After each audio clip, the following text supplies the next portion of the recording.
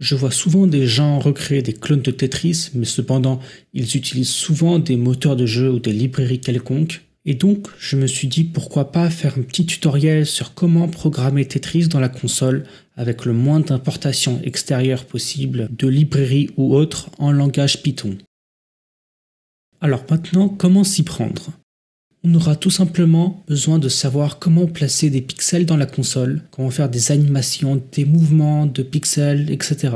Alors ça tombe bien parce que j'ai déjà fait un tutoriel sur ce sujet et vous pouvez la retrouver dans ma chaîne YouTube vers mes débuts. Elle s'appelle Comment placer des pixels dans la console et c'était une de mes premières vidéos de ma chaîne. Je mettrai le lien dans la description. Alors pour ceux qui ont la flemme de regarder cette vidéo, je peux vous faire un rapide résumé de ce qui était dit. Alors on avait programmé une liste de pixels de la taille de notre fenêtre, longueur ou largeur, et on avait créé 3 fonctions. Placer pixel, afficher et supprimer. Donc placer pixel, c'est pour placer des pixels dans la liste. Afficher, c'est afficher notre liste dans la console. Et supprimer, c'est pour enlever tous les caractères de notre liste. Et avec ça, on pouvait faire des animations. Une animation créée dans une boucle while qui supprime à chaque fois l'ancienne image, qui la remplace par notre animation quelconque et qui affiche cette nouvelle image dans la console. Et puis cela, on répète à l'infini. Ou alors jusqu'à ce qu'on décide d'arrêter. Maintenant, revenons à notre Tetris. Notre jeu comportera plusieurs listes. On aura une liste statique et une liste dynamique. Alors la liste statique, ce sera une liste en 2 dimensions qui va stocker les positions de notre bloc déjà posé. Et donc parmi ces blocs, on aura par exemple les murs, le sol, les blocs déjà posés. Et les actions qu'on peut faire, c'est par exemple supprimer des lignes. Et ensuite, les listes dynamiques, ce seront les listes des blocs en mouvement. Donc il y en a plusieurs types et ces listes ont différentes propriétés. Ce sont des listes 2-dimensionnelles comme les statiques et donc ces listes qu'on va appeler dès maintenant les blocs, on va leur attribuer des coordonnées x et y et donc la première propriété c'est qu'on souhaite faire descendre notre bloc à un certain intervalle de temps et donc par exemple on peut dire qu'à chaque seconde on veut faire évoluer la position y qui va augmenter. N'oubliez pas qu'on est dans un repère de ce type, l'axe des y est inversé et ensuite j'ai envie de déplacer le bloc. Donc si j'appuie sur la flèche de droite, je vais à droite et si j'appuie sur la flèche de gauche, je vais à gauche. Au passage, je me déplace d'un seul bloc. Alors je le rappelle, mais on est dans un monde de quadrillage, c'est-à-dire qu'on peut déplacer de bloc en bloc, mais pas entre les deux. Ensuite, quand j'appuie sur la flèche du bas, j'ai envie de faire déplacer mon bloc vers le bas plus rapidement. Donc j'augmente le coordonnées de Y plus rapidement, et donc je diminue l'intervalle de temps dans lequel on se déplace vers le bas. Maintenant, passons aux rotations. Alors j'ai envie d'exécuter une rotation à chaque fois que j'appuie sur la touche du haut. Et en fait, cette rotation reste sur place, ça veut dire que la taille de la liste reste la même et on verra les algorithmes dans la partie programmation. Ensuite, on va chercher à détecter les collisions. Alors, on aura plusieurs types de collisions. On souhaiterait quand on se déplace de ne pas sortir de la grille et ensuite on souhaiterait éviter des rotations quand on a des chevauchements de blocs. Ensuite, on détecte le bloc qui touche le bloc d'en bas, ce qui veut dire qu'on va poser le bloc et donc on va le transformer en bloc statique. Et ensuite, à chaque fois qu'on pose un bloc, on souhaite détecter les lignes et donc ces lignes, on les supprime. Et ensuite, en bonus, vous pourrez rajouter les scores, les niveaux ou même changer la vitesse des blocs qui tombent en fonction des niveaux. Ici, dans notre fichier renderer, on a notre code vu précédemment qui correspond à comment afficher des pixels dans la console. Alors, on a nos 3 fonctions, placer, pixel, afficher et supprimer. Et ainsi, on a notre deuxième fichier Tetris qu'on va utiliser quand on va démarrer le jeu. Dans nos importations, on a notre renderer, bien sûr. Ensuite, on a time pour faire tomber les blocs en intervalle de temps. Ensuite, on a notre module keyboard qui nous permet d'avoir des interactions avec notre clavier. Et enfin, on a notre module random qui nous permet d'avoir des blocs aléatoirement. Ici, on retrouve nos listes de blocs. Je pense que vous reconnaissez certains patterns avec le 0 qui signifie le vide et le 1 qui signifie que c'est un bloc plein.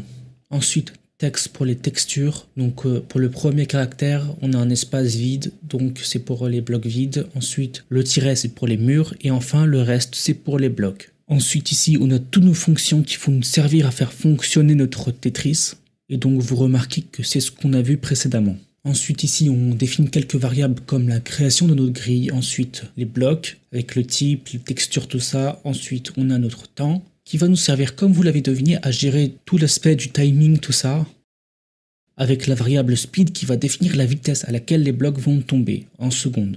Ensuite, ici, on a une variable hold Et en fait, quand on appuie sur un des boutons du haut, de la gauche et de la droite, on veut que le code à l'intérieur ne s'appelle qu'une seule fois. Car comme vous le remarquez ici, on est rentré dans une boucle while. Et donc quand on appuie sur le bouton, la variable hold passe à true, et donc on ne pourra plus appeler la fonction même en maintenant la touche up. Donc quand on relâche, hold revient à false, et donc on pourra réappuyer dessus. Et donc c'est pour éviter que la fonction s'appelle en continu quand on maintient la touche, sauf pour exception de la touche du bas. Revenons à notre boucle while. Alors ici on remarque qu'on a notre code pour faire exécuter un code tous les intervalles de temps, en l'occurrence tous les speeds secondes. Ensuite, dans notre boucle while, on va dessiner notre grille et les blocs. On va afficher tout ça dans la console grâce à renderer. Donc une fois que ça a été affiché, l'image de base est supprimée. Et donc on retourne dans la boucle pour en créer une nouvelle à chaque fois. Et maintenant, on peut enfin commencer à coder. En effet, ça faisait pas mal d'informations.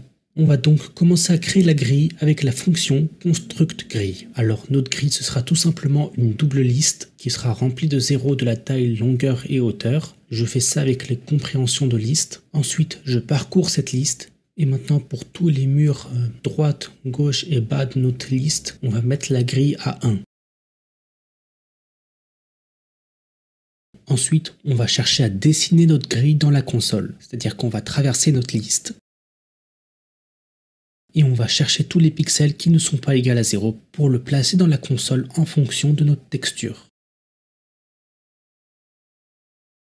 Maintenant, voyons voir ce que ça donne. Là, je vais enlever quelques variables. Avec une grille de largeur 15, voici le résultat. On retrouve bien nos murs avec la texture numéro 1. Avant de créer le bloc, je vais le dessiner dans la console, même méthode qu'avant. Et j'ajoute ces coordonnées BX et BY. Et cette fois-ci, on peut passer la création des blocs. Alors, je prends un bloc aléatoire parmi la liste de tous nos blocs. Je prends une texture aléatoire. Je place le bloc au milieu de notre grille et ensuite je mets les coordonnées Y à 0, c'est-à-dire que le bloc se retrouvera tout en haut. Et ainsi je renvoie toutes les propriétés des blocs. Maintenant, en appelant la fonction blockInit et en la dessinant dans la console, voici le résultat. Oups, je me suis trompé, il fallait mettre des parenthèses. Maintenant, voici notre bloc, et si je réactualise à chaque fois, un nouveau bloc apparaît à chaque fois. Maintenant, on peut passer à tout ce qui est mouvement. Premièrement, je vais inclure les collisions. Alors, on va tout simplement définir une collision comme l'état de superposition entre les murs de la grille et le bloc. En gros, c'est comme dans les schémas vus précédemment. On va traverser notre liste bloc qui est désignée par la lettre B. Ensuite, parmi les carreaux non vides, alors le non égal à 0 signifiant que ce n'est pas un carreau vide. Et enfin, dans cette position, on va détecter si dans la grille, il n'y a pas de carreau vide dans les coordonnées du bloc. Et donc si c'est le cas, ça veut dire que les deux blocs sont remplis et donc on renvoie true car la superposition signifie la collision. Sinon, on renvoie false. Et maintenant, pour le clavier, on peut enfin faire déplacer le bloc à gauche et à droite. Et donc ça, bien sûr, c'est sans les collisions. Ensuite, on va rajouter une condition qui va détecter une collision avec le bloc suivant, ou du moins le bloc à l'étape suivante. En fait, c'est comme si on faisait une prédiction pour savoir si le bloc à l'état où il serait à gauche ou à droite est en collision. On refait la même chose pour la droite, et si je lance le programme, tout fonctionne correctement. Je ne peux plus traverser les murs. Maintenant, pour faire descendre le bloc, je rajoute 1 aux coordonnées Y du bloc tous les speed secondes, et donc si je teste, on voit bien que le bloc tombe, sauf que c'est un peu trop lent, donc c'est pour ça que j'avais prévu que quand j'appuie sur le bouton du bas, ça va tomber plus vite. Donc pour la touche du bas, je vais diminuer speed. Et c'est beaucoup mieux comme ça. Oui, les collisions avec le sol, on va s'en occuper après. Maintenant, passons aux rotations. Et qu'est-ce qu'une rotation? C'est tout simplement une fonction qui va nous prendre en paramètre tous les coordonnées X et Y de nos carreaux de nos blocs et qui va nous renvoyer les coordonnées X et Y des carreaux des blocs, mais cette fois-ci inversées. En gros, une rotation s'écrit sous cette expression. Maintenant, pour le transférer en ligne de code, nous allons tout d'abord définir notre tableau qui est pivoté.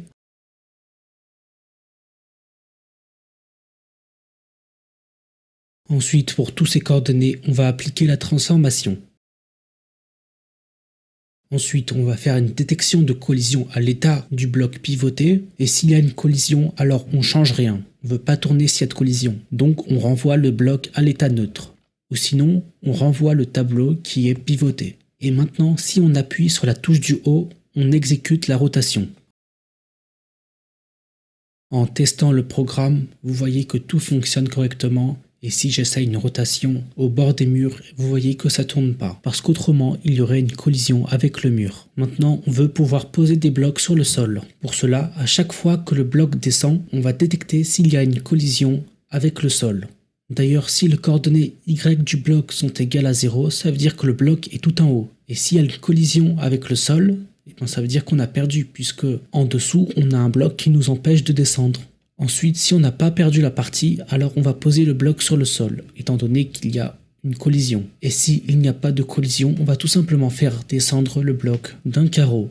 D'ailleurs, j'ai oublié de réinitialiser le bloc. Maintenant, on va implémenter la fonction poser bloc. Et pour cela, on va parcourir le bloc. Et si on trouve un carreau non vide parmi ce bloc, on l'ajoute à la grille. Maintenant, en testant, on voit que tout fonctionne correctement, sauf la détection de lignes. Ce qui est normal, on ne l'a pas implémenté. On veut pouvoir détecter et supprimer plusieurs lignes. Je crée une variable check qui va détecter si la ligne est remplie. Pour toutes les lignes Y du Tetris, on va chercher à savoir si la ligne contient un bloc vide. Et si c'est le cas, on met check à false, ça veut dire que la ligne n'est pas remplie. Et si check est à true, ça veut dire que la ligne est remplie et donc on va devoir supprimer la ligne grâce à l'opérateur del. N'oublions pas que tout en haut, on doit replacer une nouvelle liste qui va contenir seulement nos murs. Donc on insère à la position 0 cette expression avec les 1 au début et à la fin pour définir les murs, et entre les deux, on met tout à 0. On va détecter les lignes après qu'on ait posé le bloc. Et maintenant, en testant, on dirait qu'il y a un petit problème. En fait, j'avais juste oublié d'enlever 2, ce qui correspond au nombre de murs. Et en testant, là je vais essayer de créer une ligne, on s'aperçoit que tout fonctionne correctement.